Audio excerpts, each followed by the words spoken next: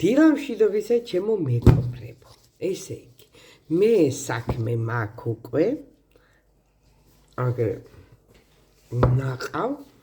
ხოლმე ძალიან უხეშად ნაყავ, ისე რომ რო ამოუწევ ხო, გადმოვარდება ასე ძირს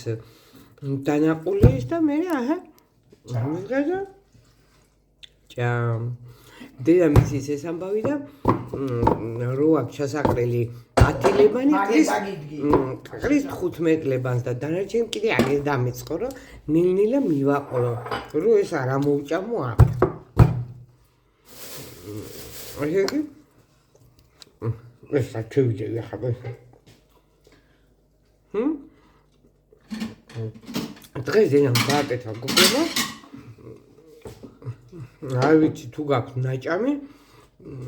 ან სოფელში ვინც ცხოვრობთ და ჭუკები ვისაც ყავდა თქვენ ბებიებს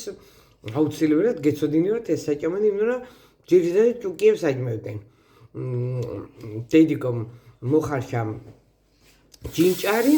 ცოტა პურისქვილი ჩააყარა ჭადისქვილი კაცო რაი პურისქვილი ხო პურისქვილი უქნა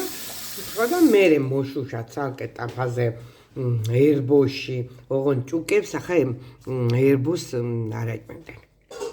ერბოში მოწას მარტო ფხალით და ჯინჭრით კმაყოფილებოდნენ ჭუკიები ხო და ჩვენ ახლა მივამატეთ ერბოში მოშუშული ხახვი ნიორი და მწვანერი რაღაც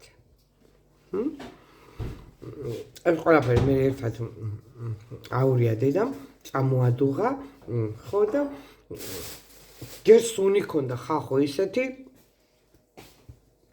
გული წაგევიდო და მშერ ადამიანს ძალიან გემრიელი იყო მართლა დილის პიტნის ქაშრო აკეთებთ ხო იცი აცხა იმ დაგვარი გემოქონდა აი პიტნაც უქენი ხო მე პიტნაც უქნია დედას და მიტომ მივამგვანე იმას ძალიან გემრიელი იყო გოგოები ჩავაგდებ აქ იმას და ნახეთ მე როგორ გამოიყურება გააკეთეთ მოგეწონებათ ვისაც ასეთი რაღაცები მოწონს ახლა ზოგიერთი ადამიანი ციპიებისთვის და ჭუკებისთვის მოდუღებული ფაფიზნაირს კი არა იკრას და ზეთეს დღეს აჭამ